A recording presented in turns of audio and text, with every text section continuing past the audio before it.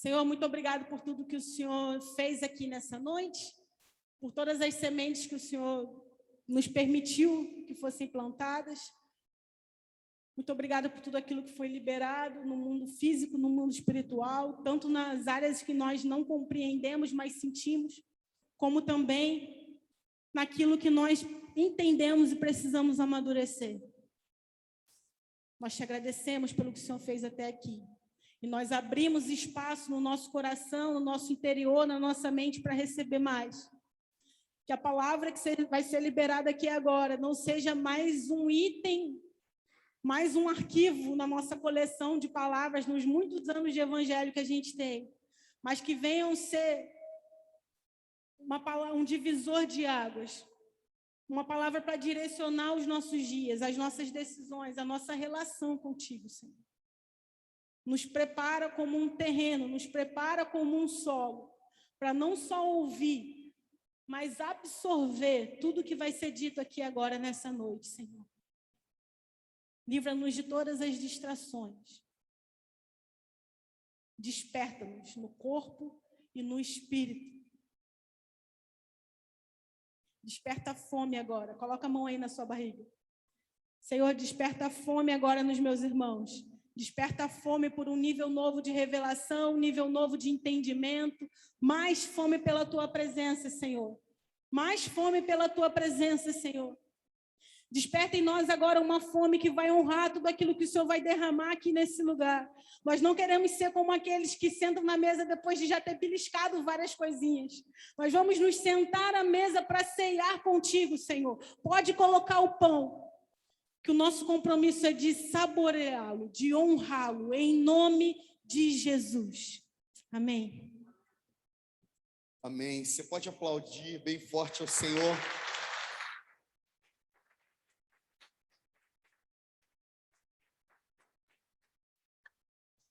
Muito bem, essa estação para nós é muito significativa por tudo que o Senhor tem feito no nosso interior. Eu considero que a gente está vivendo uma virada de chave na nossa comunidade. Nós estamos há 2 anos mais ou menos aqui, como igreja, servindo ao Senhor, como Campus Trindade, e nós temos observado e visto como o Senhor tem sido fiel com a gente. Como Ele tem nos preparado e preparado o nosso coração para um tempo poderoso que nós ainda vamos viver.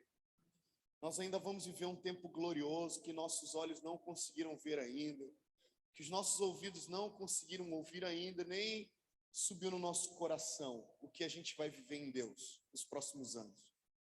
É um tempo de reforma na nossa casa espiritual, porque Deus não habita em qualquer tipo de casa. Deus habita na casa que Ele disse que Ele habitaria. Amém?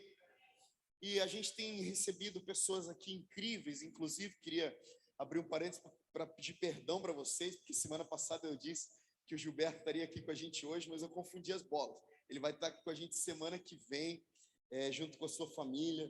E nós temos recebido pessoas incríveis de Deus.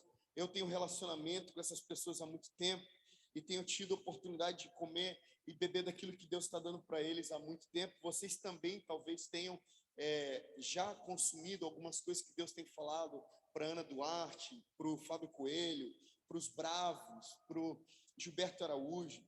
E a gente aprendeu muito aqui. Eu não sei se você aprendeu com aquilo que eles ministraram aqui nesse tempo. A Ana falando sobre Moisés, o relacionamento de Deus com Moisés no Sinai, e todos esses ensinamentos da presença de Deus que nós precisamos ter. Fábio Coelho também falou para a gente sobre a importância de nós escolhermos a melhor parte. E ele falou, não é legal ser Marta. Marta não é bom. É bom ser Maria, né? Porque às vezes a gente acha que Marta ela estava no seu direito de reclamar e reivindicar por causa do serviço. Porém, o que nós temos mais aprendido aqui nesse tempo é sobre o nosso coração, sobre prepararmos o nosso coração como alguém que prepara uma hospedaria, como alguém que prepara uma hospedaria. Vocês sabem que eu viajo bastante o tempo inteiro e estou o tempo inteiro em hotéis. E de uma coisa eu sei, eu nunca cheguei num quarto de hotel e ele estava sujo. Eu nunca cheguei num quarto de hotel e ele estava desarrumado. Eu nunca cheguei num quarto de hotel e ele estava com lixo para tudo quanto é lado. Se isso acontecesse, certamente eu chegaria na recepção e diria: eu não vou ficar ali naquele quarto, porque aquele quarto não está bem preparado para eu ficar. E assim Deus está fazendo com a gente, porque a gente ainda acha que Deus ele pode aceitar e tolerar qualquer tipo de preparo para a sua presença. Só que isso dá certo quando a gente está conversando e falando sobre visitações. Sobre visitações, a gente dá um jeitinho aqui, um jeitinho ali. Jesus vem, toca a gente por causa da fome que a gente tem por sua presença. E no final a gente sai dizendo que o culto foi maravilhoso. Mas esse princípio não se aplica no que diz respeito à habitação, que é o que a gente tem mais falado aqui. No que diz respeito à habitação, isso não funciona, porque para habitação Deus deseja um padrão. Fala comigo, por favor. Para habitação, Deus deseja um padrão. Assim como, segundo Crônicas, capítulo 7, versículo 1, diz que Salomão, tendo feito exatamente o que deveria ser feito, a glória de Deus desceu, e a glória, o peso da glória de Deus encheu toda a casa, encheu todo aquele templo, de maneira que os sacerdotes precisaram dar lugar à glória de Deus, ou seja, houve uma substituição. Os sacerdotes precisaram sair, esvaziar o salão, porque a glória enchia aquele templo. Existe uma resposta genuína, um preparo genuíno. Deve existir a resposta de Deus na medida sempre do que a gente decidiu fazer como preparo. E quando eu digo sobre preparo, eu estou falando desde a parte física, que é muito importante, até a parte espiritual, como a gente preparou o nosso coração para hoje, é muito importante. E é uma medida determinada ou pré-determinada por nós, para que o Espírito Santo, através de tudo aquilo que ele faz, dos seus mecanismos, sensitivos ou não, faça o que Deus Pai já predeterminou no seu coração. Quem está entendendo o que eu estou falando? Isso ainda fica um pouco pior, na verdade ainda fica um pouco mais intenso, não pior, mas um pouco mais, gera um pouco mais de responsabilidade em nós. Quando nós entendemos que o motivo pelo qual fazemos igreja, participamos de uma igreja, nos membramos numa comunidade, é única e exclusivamente a presença de Deus. Vou repetir. Você só está numa igreja por causa da presença de Deus. A gente só fala Maranata, ora vem Senhor Jesus. A gente só trabalha para a vinda de Jesus por causa de uma palavra: presença. Você sabia disso? Por que a gente tem vivido? Por que a gente tem sido tratado segundo o Espírito Santo? Porque nós temos sido moldados à pessoa de Cristo por um único motivo: Deus quer habitar com a sua presença na terra. E nós estamos trabalhando para isso. Posso ouvir um amém pelo menos? É isso que a gente está fazendo aqui.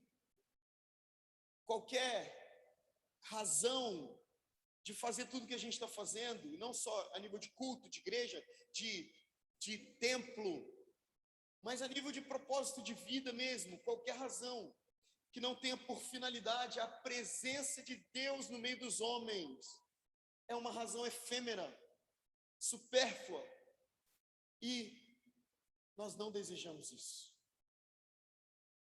Quando o Fábio disse que não é legal ser Marta, eu entendi o que ele estava dizendo. Por muitos anos eu fiquei também pensando que, eu entendo Marta, ela estava com um bom coração de servir Jesus, mas depois que ele começou a falar, e eu juntei com aquilo que a Ana falou, juntei com aquilo que eu já estava pensando em falar hoje, juntei com um monte de pregação, um monte de textos bíblicos que eu tenho pensado, e eu pensei, verdade, não faz sentido ser Marta na presença de Jesus, só faz sentido ser Maria, só faz sentido fazer o que Maria fez. Porque se a gente trabalha para que quando Jesus aparecer, nós ainda continuemos trabalhando, a gente trabalhou para que ele aparecesse em vão. Alguém está entendendo o que eu estou dizendo? A gente trabalha para que quando ele apareça, a gente não precise trabalhar mais e a gente fique no lugar de sua presença, desfrutando, assim como aquela canção diz: é meu, somente meu, todo trabalho. Alguém lembra? Pelo amor de Deus, não me constrange. Acusei minha idade aqui. E o teu trabalho é descansar em mim. É isso que Jesus vem e faz. Ele fala: agora, a partir de agora, deixa comigo. Eu trabalho, o seu trabalho é descansar na minha presença.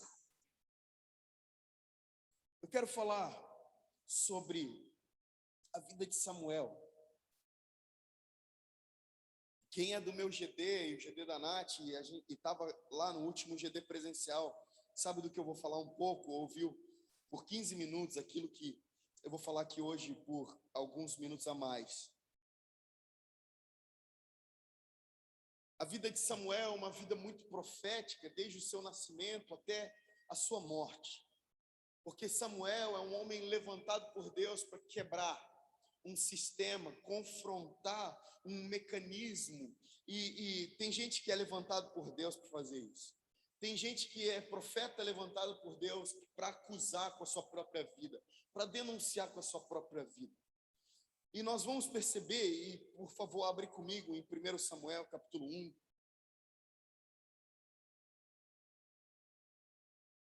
A gente vai aprender diretamente com a palavra de Deus hoje. Eu não pretendo dar muita revelação que a palavra não tenha dito, mas a gente pretende aqui hoje só expor aquilo que já está escrito na palavra de Deus. Olha só, o capítulo 1, versículo 2 de 1 Samuel, vamos observar o que a palavra de Deus diz. 1 Samuel, capítulo 1, versículo 2, diz o seguinte: havia um homem, na verdade, versículo 1, por favor. Havia um homem de Ramataim, Zofim, da região montanhosa de Efraim, cujo nome era Eucana, filho de Jeroão, filho de Eliú, filho de Tou, filho de Zuf, efraimita.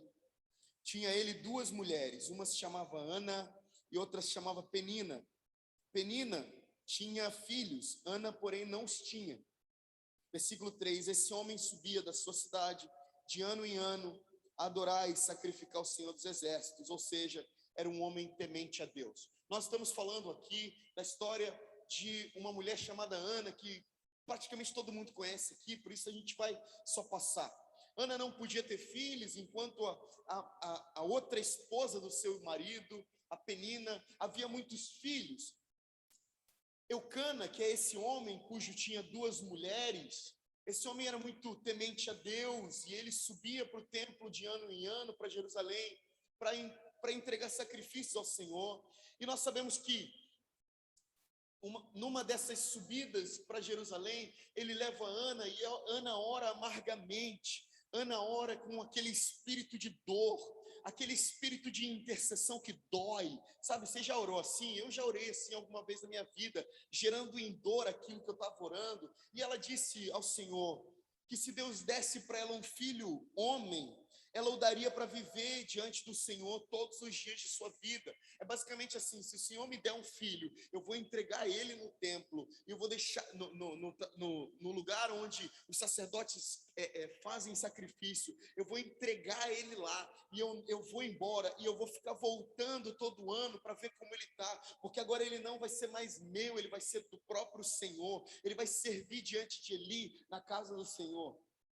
E nós sabemos que no versículo 19, Deus atende sua oração. Depois você lê todo 1 Samuel, é muito importante. Também leia 2 Samuel, que retrata a vida e o reinado de Davi. Deus atende sua oração no versículo 19 e 20 de 1 Samuel capítulo 1. E Ana oferece Samuel ao Senhor para viver na presença de Eli todos os dias. Bem, Samuel, como sabemos, é um filho do impossível, é um filho do milagre, É um filho que nós sabemos que nasce num contexto já do milagre. E Ana, por ser uma mulher de Deus, ela entrega ele para viver diante de Eli. Então entenda comigo uma coisa que fica muito claro lá na frente. Samuel não é da linhagem sacerdotal, não é da linhagem real, ou seja, ainda vai se estabelecer um primeiro rei de Israel, chamado Saul. Nós vamos ver, inclusive, que o próprio Samuel unge Saul, mas Samuel não é nem da linhagem real, nem da linhagem sacerdotal. É importante abrir um parênteses aqui. Para que você fosse rei ou sacerdote, você precisava especificamente vir de uma linhagem hereditária. Samuel não vem dessa linhagem, mas ele cresce diante do Senhor, servindo ao Senhor, diante de uma família sacerdotal. Nós sabemos que essa família sacerdotal é disfuncional. Primeiro, porque nós não conseguimos observar onde está a mulher dessa família, a mãe dessa família sacerdotal. A palavra não revela onde essa mulher está. Segundo, porque havia um homem que era o sumo sacerdote, que recebeu Samuel ali, chamado Eli. Eli, quando Samuel chega, já é velho, já tem dificuldade de ver, já tinha beirando os seus 95 anos. Eli era alguém com dificuldade que nós sabemos que é nível profético. Isso fala muito sobre uma limitação espiritual. Nós sabemos que os detalhes que a palavra nos relata são completamente proféticos e precisamos observá-los como proféticos. Por exemplo, Eli era quase cego pela velhice. A palavra diz que ele não é um ancião a nível de sabedoria, mas a palavra deixa bem claro que ele é um velho. Eli está velho. Velho fala de acabado. Velho fala de alguém que não conseguiu aproveitar bem sua jornada até aquela idade. E agora ele não consegue enxergar muito bem. Ele tem 2 filhos que são sacerdotes, por causa, obviamente, da linhagem.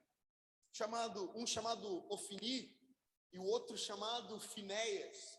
Esses são imorais, são perversos diante do Senhor, diante da casa do Senhor. Nós sabemos que eles, os sacerdotes, eles tinham um costume de todos os povos vinham trazer seus sacrifícios, suas ofertas, que geralmente eram carnes, que geralmente eram animais, e ali eles colocavam numa bacia fervente, e aquilo ali serviria, inclusive, para fazer o sacrifício, mas também o sacerdote tinha direito de ir com um garfo e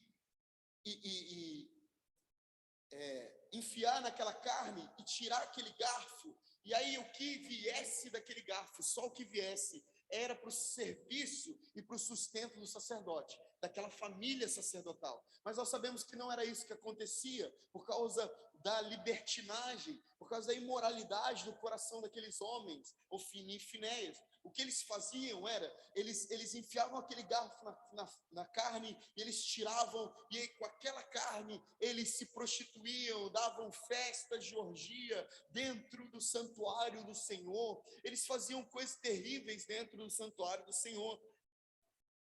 Na minha opinião, a deformação do sacerdócio.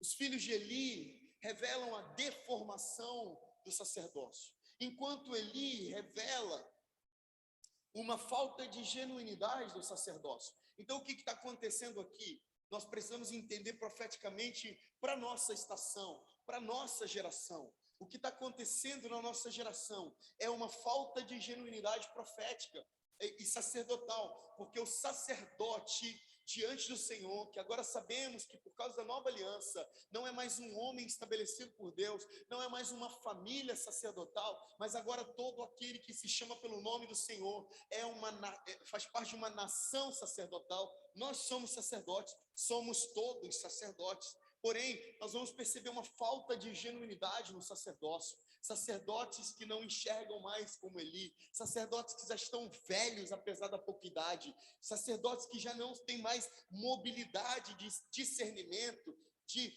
de identificação espiritual, já não se comovem mais com a presença de Deus. É isso que tem acontecido no nosso meio, sabe? Aqui na nossa igreja, mas também em muitas outras, nós vemos que no meio da adoração, um ambiente propício para a glória de Deus, uma adoração tão genuína como essa que nós acabamos de experimentar aqui. Ainda tem gente que não treme diante da presença de Jesus, ainda tem gente que não se dobra diante da presença de Jesus, ainda tem gente que acha que não precisa reconhecer que Deus é santo.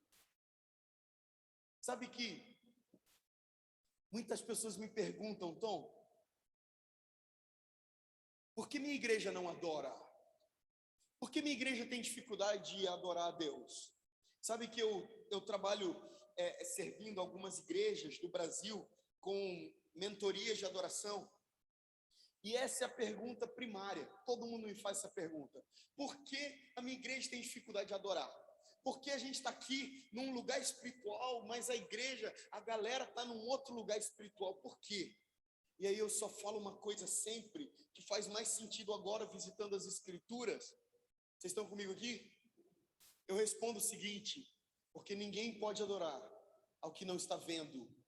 Você precisa ver para adorar a Deus. Você precisa ver a Deus para adorar a Deus. Você precisa ver a Deus para adorar a Deus. Você precisa ver a Deus para adorar a Deus. Fora da visão da pessoa de Deus, tudo que resta é performance. Então nós vamos ver uma igreja performática, mas não uma igreja genuína. O sacerdócio está pagando. O sacerdócio está perdendo sua genuinidade, porque os sacerdotes não veem mais o Senhor, continuam funcionando, Eli continua recebendo sacrifícios, Ele continua recebendo ofertas, Ele continua recebendo toda a honra de sacerdote, Ele continua tendo as mesmas responsabilidades sacerdotais, só que uma coisa muda no meio do caminho: ele não vê mais o Senhor, ele já não tem mais relacionamento com o seu Deus. E o que acontece com a falta de genuinidade é que a gente vai abrindo espaços para a escuridão entrar. Nath falou aqui, Mateus capítulo 6, versículo 22, os olhos são a lâmpada do corpo, são a candeia do corpo. Jesus diz, ora, se os seus olhos forem bons, todo o seu corpo será luminoso, mas se os seus olhos não forem bons, todo o seu corpo estará em trevas. E se a luz que em ti há sejam trevas, Jesus diz, quão grandes trevas serão. O que Jesus está falando? Não se superestime, não ache que a falta de genuinidade, a falta de sensibilidade hoje não vai te levar para um abismo de pecado e iniquidade amanhã. Todo pecado, aquele pecado que escandaliza, aquele pecado que derruba, aquele pecado que faz o homem fracassar, começou com uma pequena falta de sensibilidade, começou com uma visão turva, de maneira que você não conseguia mais enxergar Deus, e as luzes do seu ser foram se apagando, e o que deu, as luzes deram lugar a uma densa treva que deu lugar à iniquidade. É isso que está acontecendo na casa sacerdotal de Eli. Eli não enxerga mais o que está acontecendo, perde o temor do Senhor, perde a sensibilidade do serviço, porque o serviço sacerdotal só pode ser feito debaixo de temor, a gente precisa vir para cá, entendendo por que a gente está adorando, entendendo por que a gente vai entregar nosso pouco dinheiro que temos, o porquê que nós vamos pagar um lanche ali no Santo Café, o porquê nós vamos ter comunhão com os irmãos, o porquê de tudo que a gente faz deve sempre apontar os nossos olhos para o temor do Senhor. O temor do Senhor, que é o princípio da sabedoria, que o próprio Salomão disse em Provérbios capítulo 9, versículo 10. É muito necessário que tenhamos o temor do Senhor como régua, como padrão para fazer tudo aquilo que a gente faz, porque se a gente perde o temor, a gente não necessariamente perde o serviço. Muitas pessoas perderam o temor, mas continuam com o microfone na mão, muitas pessoas perderam o temor, mas continuam tocando, muitas pessoas perderam o temor, mas continuam recebendo gente, muitas pessoas perderam o temor, mas continuam vindo, levantando mão, adorando ao Senhor com as suas palavras. Mas o Deus que disse para Isaías dizer a Israel, vocês me adoram com os lábios, lábios, mas o coração de vocês está longe de mim. Esse mesmo Deus está requerendo uma reforma no sacerdócio hoje. Então entende, a falta de genuinidade agora no sacerdócio, a falta de compreensão genuína do serviço, vai nos levar a uma igreja pecaminosa, sem limites. É aquilo que a palavra diz, um abismo chamando um outro abismo, chamando um outro abismo, chamando um outro abismo, e daqui a pouco a pessoa está perdida, completamente perdida. Você já recebeu a notícia de que alguém estava fazendo uma coisa que escandaliza muito, e você pensa assim: cara, como fulano fez isso? Não é possível. Não, não é possível, não é possível. Fulano, não. Aí a gente para pensar e diz: nossa, mas há um ano atrás, esse fulano dava indícios de uma frieza espiritual. É ou não é? Há um ano e meio atrás, esse fulano já estava dando os primeiros indícios. A luzinha da falta de bateria estava começando a acender. E você fala: ah, agora eu entendi. Perdeu a genuinidade lá atrás. Abriu espaço para uma vida pecaminosa.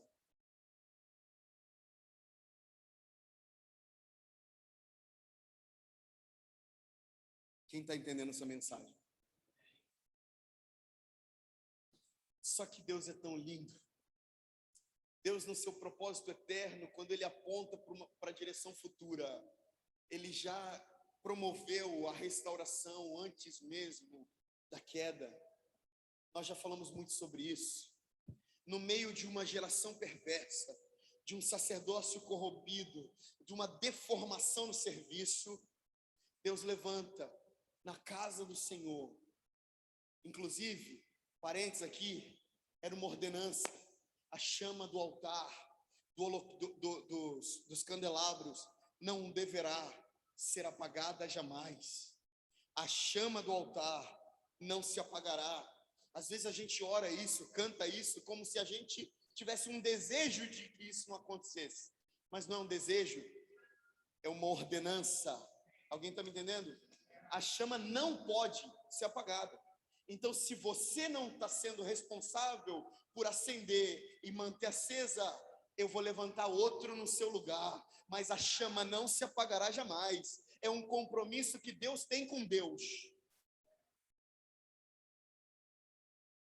Enquanto um sacerdócio deformado, não genuíno, ainda perpetua com prazo de validade, Deus levanta o que eu chamei de um sacerdócio orgânico do coração.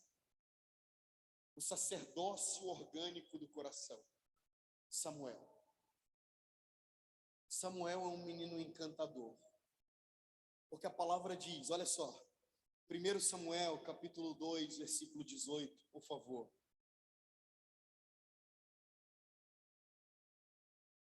Primeiro Samuel 2:18. Informação teológica aqui, quando você vai falar sobre os livros do Antigo Testamento, e eles são primeiro, segundo, é sempre no masculino, 1 Samuel. As epístolas e as cartas de Paulo, de Pedro, de João, são no feminino. 1 Coríntios, só uma informação. 1 Samuel, capítulo 2, versículo 18, diz assim: Samuel ministrava perante o Senhor, sendo ainda o que, gente? Menino. Sendo ainda menino. Vestido de uma estola sacerdotal de linho. Eu acho lindo isso aqui. Por quê? Porque Ana, conhecedora da vontade de Deus,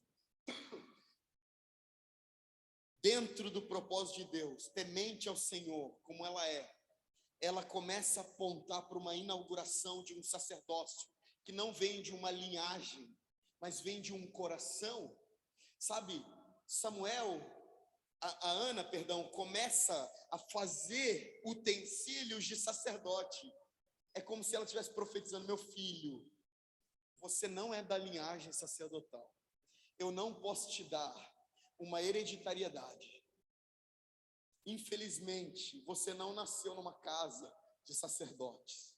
Infelizmente, você não é da tribo de Levi. Porém, o que eu posso te dar, eu te darei. Um coração sacerdotal. Amigos, não foi isso que Jesus fez com a gente? Gentios, vocês não nasceram na casa de Israel.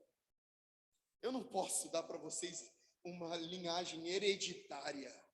Vocês não são judeus. Vocês não nasceram em Israel. Mas o que Jesus inaugura com o corpo do seu sangue, ou com o sangue do seu corpo, é um coração sacerdotal. É um coração que não observa só aquilo que é físico, no que diz respeito ao sacerdócio, mas é o coração que fica com os princípios, pode até largar as mecânicas, sabe? O garfo que prende lá a carne, a arca no seu estado físico, o utensílio da roupa, a parede, a cortina, mas mantém o coração. De maneira que Samuel ministrava perante o Senhor, sendo ainda menino, vestido de uma estola sacerdotal de linho. Aí a palavra de Deus continua dizendo, depois você lê, que a sua mãe Ana fazia para ele uma túnica, para que ele se parecesse com um sacerdote. Sabe, eu não acho que Ana estava cavando uma oportunidade. Ana estava querendo dar um jeitinho para que pusesse Samuel na linhagem. De maneira alguma, Ana estava declarando. Você imagina o que é gerar um filho e entregar para o Senhor e dizer: daqui 1 ano eu volto, e daqui 1 ano eu volto, e daqui 1 ano eu volto. Como essa mulher ficava em casa, essa mulher ficava intercedendo, com um coração de intercessora, dizendo: meu filho será uma bênção, meu filho será um homem de Deus, meu filho terá um coração sacerdotal, meu filho será alguém de valor e uma voz profética para Israel. Eu acredito que ela fazia isso. Olha só o que 1 Samuel 2,26 diz, logo depois, ele diz: mas o jovem, não mais o menino, o jovem Samuel crescia em estatura e no favor do Senhor e dos homens. Olha o que diz 1 Samuel capítulo 3, versículo 1.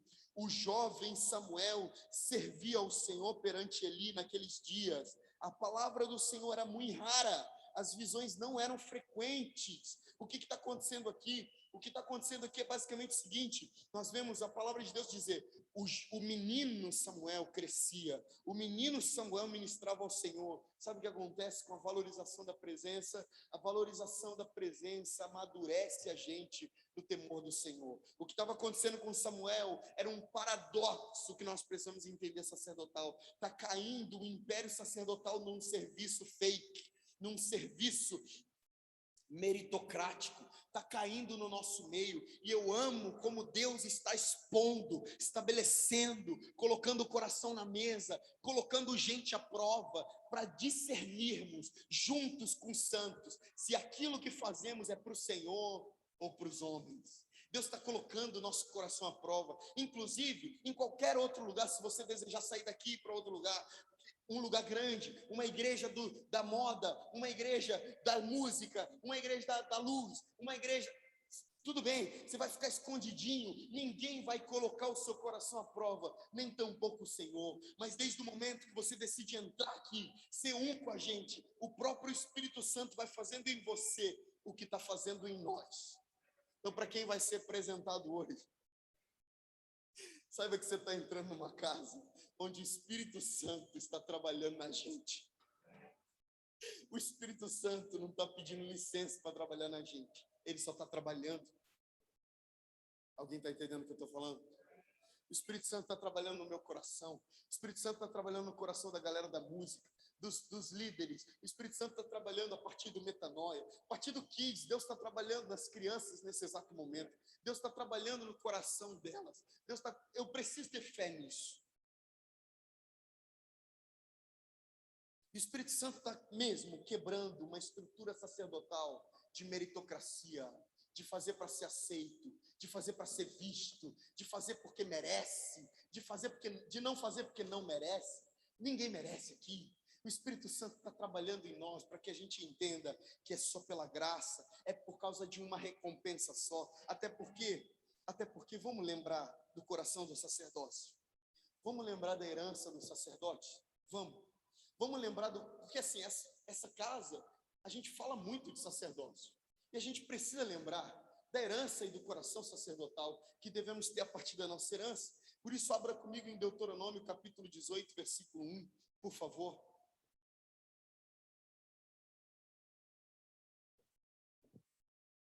Nós ainda estamos falando sobre a presença de Deus, amém? Quem ama a presença de Deus aqui? Deuteronômio, capítulo 18, versículo 1, diz: os sacerdotes, levitas e toda a tribo, perdão, eu li errado. Os sacerdotes levitas, eu falei, os sacerdotes, vírgula, levita, mas os sacerdotes levitas e toda a tribo de Levi não terão parte nem herança em Israel, das ofertas queimadas ao Senhor e daquilo que lhes é devido comerão, pelo que não terão herança no meio dos seus irmãos. O Senhor é a sua herança, como lhes tem dito.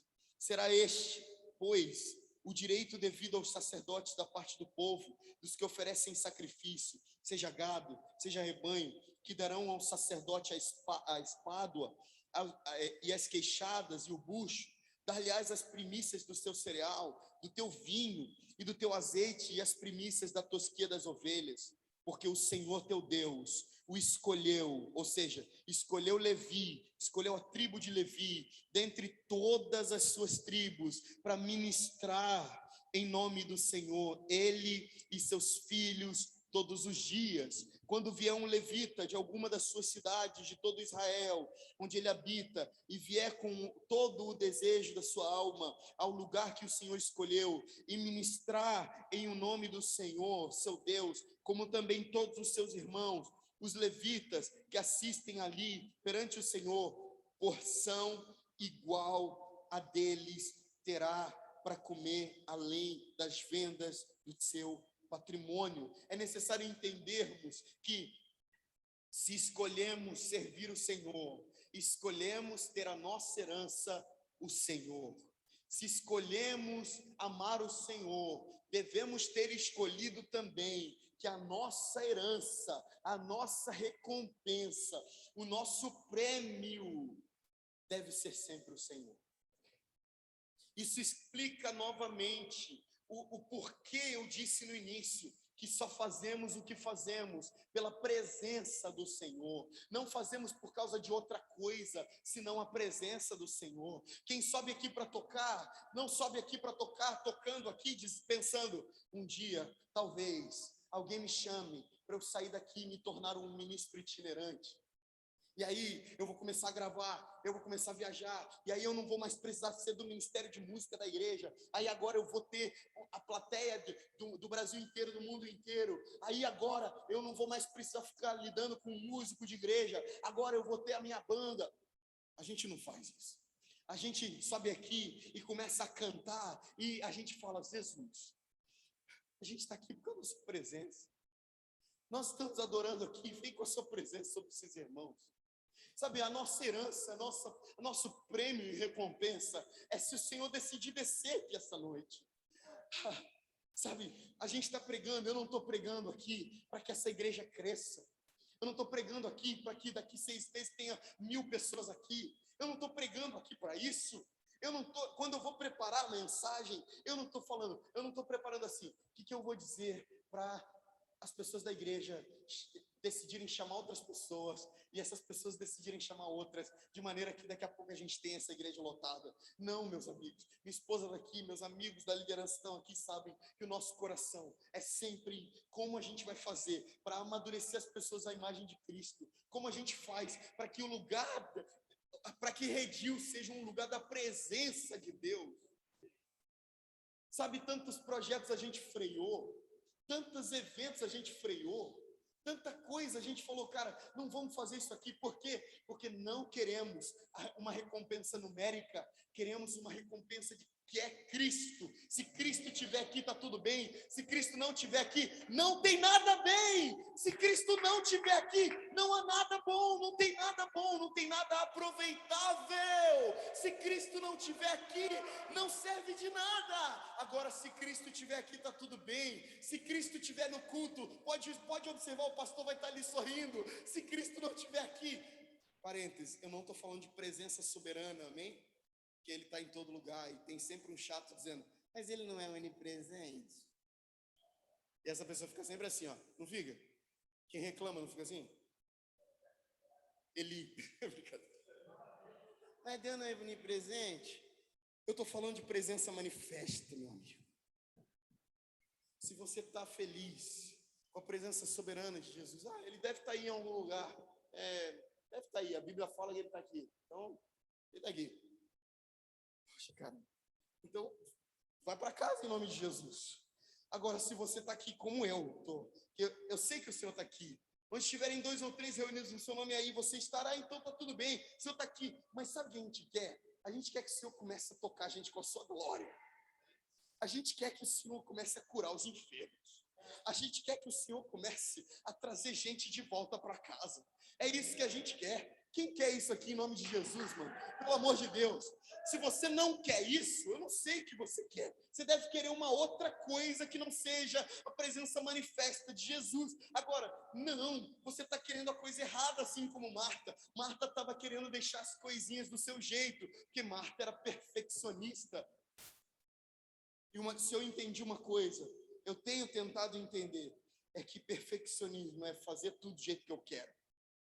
Excelência é fazer tudo do jeito que Deus quer. Perfeccionismo é fazer tudo do jeito que eu quero. Excelência é fazer tudo do jeito que Deus quer. Então Maria viu Jesus chegando e decidiu dar um serviço excelente, ela mesma. Enquanto Marta quis deixar as coisas do jeito dela, para que Jesus encontrasse tudo no seu devido lugar. Alguém está entendendo o que eu estou dizendo? Olha 1 Samuel capítulo 3, versículo 19. Crescia Samuel.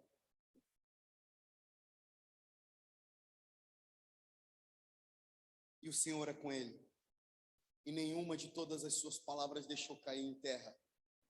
Todo Israel, desde Dan até Berseba, conheceu que Samuel estava confirmado como profeta do Senhor. Continuou o Senhor a aparecer em Siló, enquanto por sua palavra o Senhor se manifestava ali a Samuel. Agora eu já não vejo mais um menino Samuel crescendo. Agora eu já não vejo mais um jovem Samuel ministrando ao Senhor.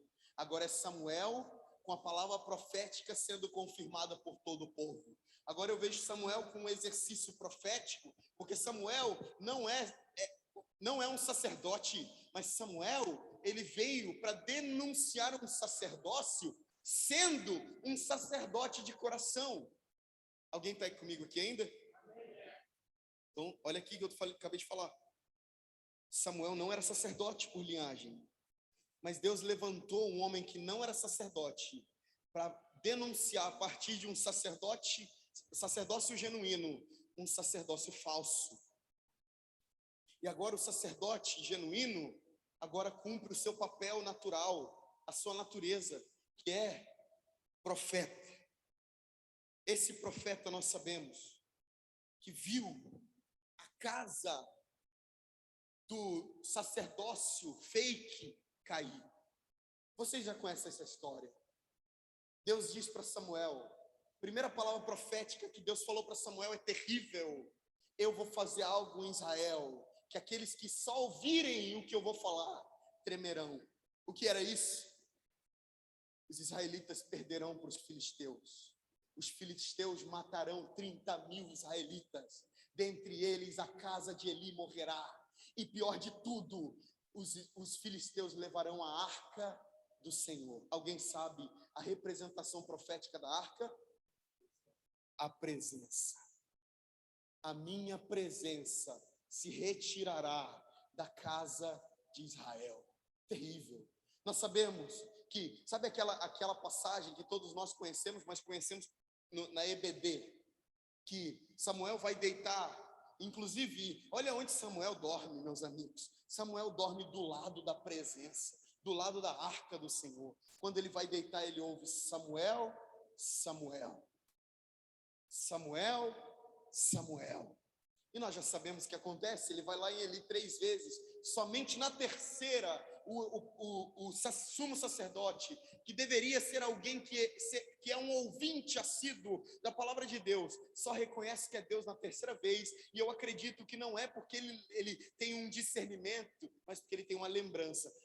Quando eu ouvia Deus falava assim comigo. Então deve ser Deus. Volta para lá e diz: fala que o teu servo ouve.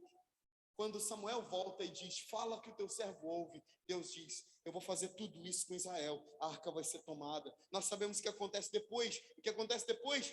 Tudo o que Deus disse que aconteceria. Os filisteus derrotam e matam quase 30.000 israelitas. Somente um da tribo de Benjamim consegue fugir. Chega em Eli sentado, observando, com o coração estremecido, qual a notícia que viria. Ele diz: Eli, eu não tenho boas notícias. Caíram mais de 30.000 homens, seus filhos morreram. E eu imagino um homem de 98 anos, a Bíblia diz que ele tinha. Imagina um homem de 98 anos recebendo a notícia que 2 filhos morreram, mas ele não morre com essa notícia. Sabe quando ele morre? Quando ele ouve. Mas o pior não é isso. O pior é que a arca do Senhor é levada.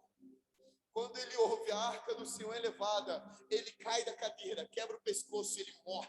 Naquele momento, tinha uma de suas noras, esposa de Finéias. Ela está ali, 9 meses de gravidez, prestes a dar à luz. Ela não aguenta com tanta notícia e ela dá à luz. Quando ela expira, as mulheres perguntam: qual será o nome do menino? E ela diz o que todos nós aqui provavelmente sabemos: o nome do menino se chamará Icabô, ou Icabote, que significa a glória de Deus foi levada de Israel.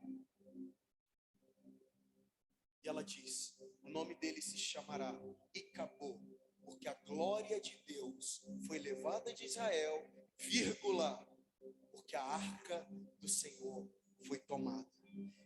Meus amigos, em terra de cego, quem tem um olho é rei, já dizia o ditado. Em terra de quem não entende nada, como a própria palavra diz aqui em 1 Samuel capítulo 3, versículo 1, naquela estação, as palavras proféticas eram raras, porque o sacerdócio tinha se corrompido.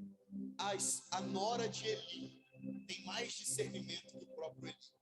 O que ela discerne? Esse é o meu último ensinamento hoje aqui sobre a presença. O que ela discerne? Ela discerne o seguinte: esse menino se chamará Icabô, porque a glória de Israel foi levada antes da presença de Deus de Israel. A presença de Deus foi levada embora agora, mas a glória já foi embora há muito tempo. Deixa eu te ensinar uma coisa sobre a glória, diferente da presença. Jesus prometeu: onde estiverem 2 ou 3 reunidos em meu nome, ali eu estarei. Então, meu amigo, se tem mais de 2 ou 3 aqui, Jesus está aqui. Jesus está aqui. Jesus está aqui. Essa é a presença de Jesus. Jesus está aqui. Amigos, deixa eu falar uma coisa para você. É a presença de Jesus que você quer? Ela está aqui, ó. Está aqui. Mas a nora de Eli entendeu que mais importante do que a presença de Jesus é que a glória já tinha ido há muito tempo.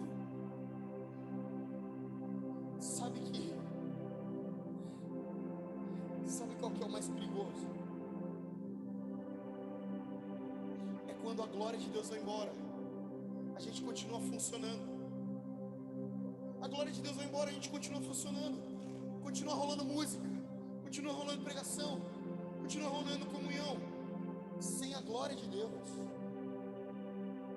Sabe qual que é a revelação da presença? É que ela está em todos os lugares. Mas sabe qual que é a revelação da glória para nós hoje? É que a glória não está em todos os lugares, não. Só está nos lugares de obediência. A glória só está nos lugares de renúncia. A presença está aqui. Era isso que você queria? Está aqui. Olha aqui, a presença está aqui, pronto. Agora, Senhor, eu não quero te ferir ao dizer isso, mas eu não quero só sua presença, eu quero sua glória, porque a glória é o selo de aprovação de Deus. A glória é Deus falando para nós: eu estou aqui, mas sorrindo para o que você está fazendo. A presença de Deus nem sempre é sinal de aprovação. Jesus estava sentado numa mesa que tinha Judas. Jesus sentava com os pecadores. Ele estava ali? Estava. Ele estava aprovando? Alguém entendeu o que eu disse? Eu não quero a sua presença, eu quero a sua aprovação. E tem gente aqui que cresceu com o Pai presente no corpo, ausente na alma. É ruim ter a presença, mas não ter a intencionalidade, o carinho, não é? Não é? Você não quer a presença do seu Pai, você quer Ele inteiro, você quer o sorriso, a aprovação. Às vezes eu chego de viagem cansado, chego em casa, só quero descansar, não quero pensar em nada. E Benjamin não quer saber se eu estou ou não. Ele quer saber se eu vou brincar com ele ou não. Ele quer saber se eu vou sorrir para ele ou não. Ele faz coisas e pergunta se eu estou vendo o que ele está fazendo. Ele fala coisas e pergunta se eu estou ouvindo o que ele está dizendo. E eu preciso honrar essa fome, não só pela minha presença física, mas essa fome por tudo que eu sou. Sabe de uma coisa? Eu não quero só que Deus venha aqui no nosso culto, eu não quero só que Deus sente aqui, eu quero muito mais que isso. E Samuel vem para dizer isso, Samuel vem para denunciar isso. O que vocês têm é a presença. Sabe o que vocês tinham? Um móvel que vocês chamavam da presença. O que vocês tinham era um móvel de madeira banhado em ouro, que vocês olhavam e chamavam de presença, mas vocês não tinham a glória por causa da iniquidade. Vocês não tinham a glória por causa da falta de obediência. Vocês não tinham a glória porque vocês pensam mais em você do que em mim. Eu quero derramar a minha glória, não só o meu cabô, não só o meu cabote, não só o peso da minha glória que vai fazer com que a gente tenha sensações, não só o peso da glória para a gente arrepiar, chorar, chapar, mas é o doxa de Deus. Sabe o que quer dizer doxa? A opinião de Deus. Eu concordo com o que vocês estão fazendo. Ei Deus, deixa eu te fazer uma pergunta: você concorda com o que Redil está fazendo, Senhor? Você concorda com essa casa? Ou você só vem aqui porque a gente se reuniu? Senhor, você concorda com o que eu estou fazendo? Você sorri para o que eu estou fazendo? Ou você só está aqui porque você disse que estaria, Jesus? Porque a gente não quer te perder de vista, Senhor.